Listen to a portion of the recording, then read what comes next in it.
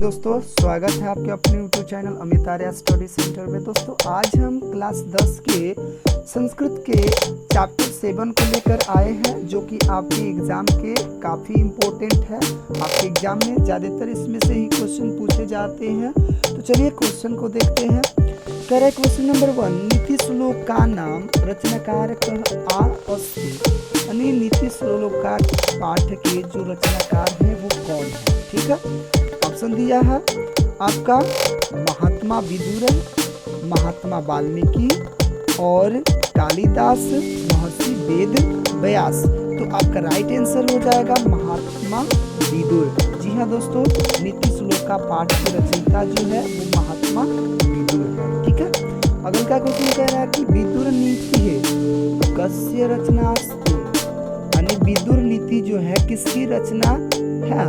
मनु की और महात्मा विदुरस्य, वाल्मीकि और राधा रमणस्य।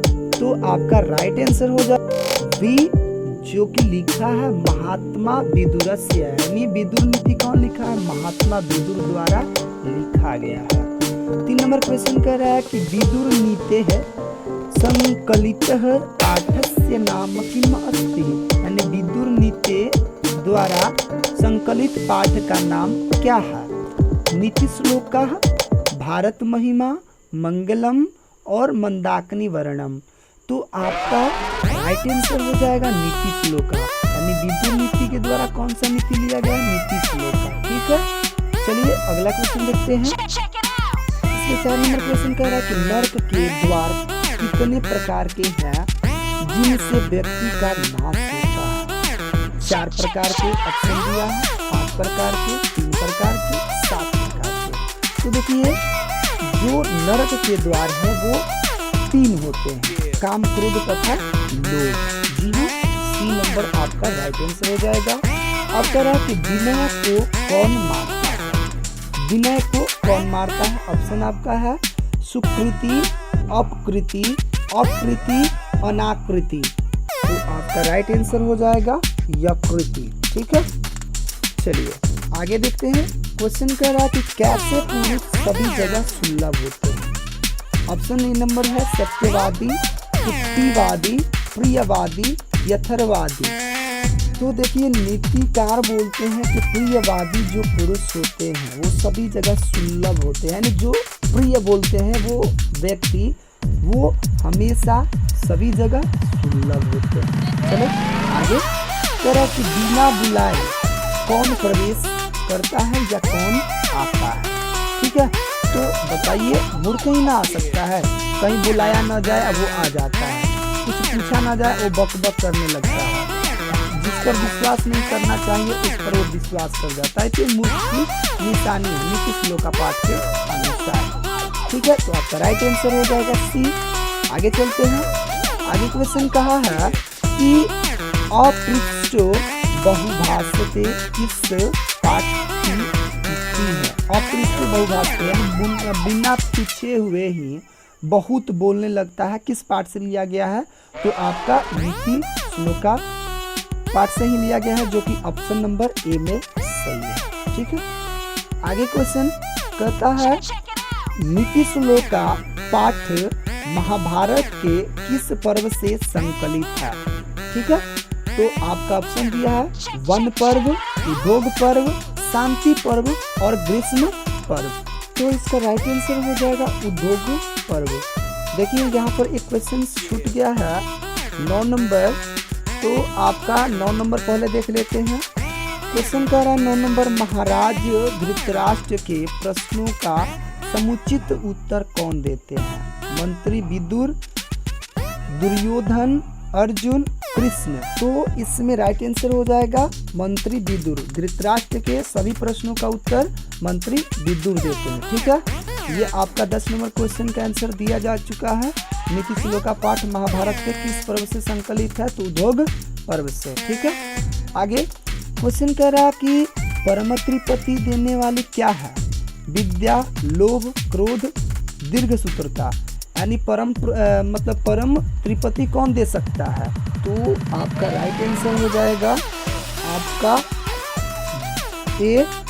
ठीक है, ए नंबर सही हो जाएगा, यानी विद्या। ठीक है, आगे क्वेश्चन कह रहा है कि अपनी उन्नति चाहने वाले को कितने दोषों को त्याग देना चाहिए। यानी राइट सी बात है कि यदि कोई भी स्टूडेंट हो, कोई भी इंसान हो, यदि वो अपनी उन्नति चाहता है, अपना विकास चाहता है, तो कितने ऐसे दोष होते हैं जिसे वो त्याग दे तो वो उन्नति पा सकता है। ऑप्शन दिया 7, 6, 5 और 8। तो आपका राइट आंसर हो जाता है 6। ठीक है, काम, क्रोध, लोभ तथा दीर्घ सूत्रता और अल्प मतलब निंद्रा, तंद्रा, भय, भावुकता, दीर्घ सूत्रता, और ये होता है आपका टोटल 6 दोष होते हैं जो त्याग देना चाहिए। ठीक है, नीति श्लोक का पाठ के आधार पर 6 ऐसे दोष होते हैं जो इंसान की उन्नति चाहने के लिए बाधित होते हैं, तो इसलिए हमें 6 दोषों को क्या करना चाहिए, त्याग देना चाहिए।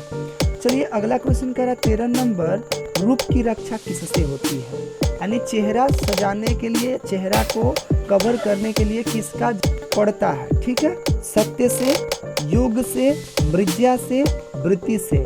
अब देखिए यहाँ पर ये मृज्या लिखा है, मृज्या जिसका हिंदी होता है श्रृंगार।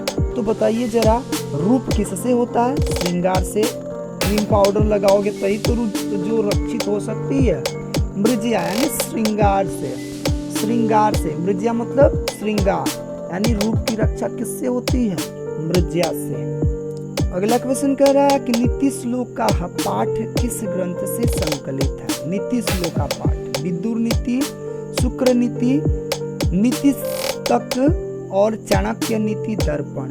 तो ध्यान से देखिए कि नीति श्लोक का जो पाठ है वो विदुर नीति से संकलित है। ऑप्शन नंबर ए राइट हो जाएगा। अगला क्वेश्चन कह रहा है कि प्रिय वादी पुरुष कैसे होते हैं। दुर्लभ, अनुपलब्ध, सुलभ, अल्लभ। तो मैं बता दूं जो कि प्रिय बोलते हैं, जो प्रिय नीति श्लोक का पाठ के आधार पर विदुर कहते हैं कि जो सदा प्रिय और सत्य बोलता है वैसे पुरुष सुलभ है। तो और यदि कह दे कि जो अप्रिय तथा अकटुत बोलता है तो वैसे पुरुष दुर्लभ है, सुलभ नहीं है, दुर्लभ है, ये हो जाता है जब अप्रिय कहता तो। 16 नंबर क्वेश्चन कह रहा है सुलभ कौन है, सुलभ कौन है। अप्रिय पृथ्वादी, सतत प्रियवादी, अप्रिय तथ्य श्रोता, सतत प्रियवादी। तो देखिए सतत प्रियवादी मतलब होता है आपका सही बोलने वाला। तो अभी न बताए कि सतत प्रियवादी जो होते हैं वैसे पुरुष सुलभ है। ठीक है, अगला क्वेश्चन कह रहा है कि नीति श्लोक का पाठ में परम श्रेय किसे कहा गया है। धर्म, विद्या, अहिंसा, क्षमा। तो हम जानते हैं कि नीति श्लोक का पाठ के आधार पर कहता है कि एको धर्म परम श्रेय, एको धर्म परम श्रेय। एक धर्म पर रहना क्या है, सबसे बड़ा श्रेय, सबसे बड़ा धर्म है। ठीक है, देखिए 19 नंबर क्वेश्चन कह रहा है कि विनय किसका नाश करता है। विनय कृति, आचरण, धर्म, आकृति। तो विनय किसका नाश कर देता है, ये क्वेश्चन पूछा है। तो आपका राइट आंसर हो जाएगा आकृति। आकृति से क्या होती है, विनय का नाश हो जाता है। तरह की उत्तम शांति क्या है, यानी सबसे उत्तम शांति, सर्वोत्तम शांति क्या है। तो क्षमा, क्षमा यदि कर देते हो तो उत्तम शांति हो जाती है आपके अंदर। ठीक है, तो ऑप्शन नंबर आपका ए सही हो जाएगा। अब अगला क्वेश्चन देखते हैं। अगला में लिखा है आचार का हनन किससे होता है। आचार का अलक्षण से, सुलक्षण से, काम से, क्रोध से। तो मैं बता दूं आपको कि क्रोध से आपका आचर का नाश हो जाता है, यानी हनन हो जाता है। इसलिए क्रोध हमें कभी भी नहीं करना चाहिए। क्रोध कभी आ भी जाए तो क्रोध के विषय में सोचना चाहिए कि हम किस बात पर क्रोध किए हैं। जैसे कि सबसे बड़ा क्रोध बहुत विनाशक होता है हम मनुष्यों के लिए। इसलिए हमेशा प्रयास कीजिए कि जब आपको क्रोध आए तो उस वक्त हंस लीजिए। ठीक है, चलिए खैर आपको मतलब इस पंक्ति को, इस पाठ को खत्म किया। अगला पाठ आपको मिल जाएगा। यदि आपको किसी भी प्रकार की दिक्कत होती है किसी भी सब्जेक्ट में तो आप कमेंट बॉक्स में अवश्य लिखें। और यदि आपको वीडियो अच्छा लगे तो सब्सक्राइब कीजिए और अपने दोस्तों को मतलब शेयर कीजिए। Thank you for watching my video.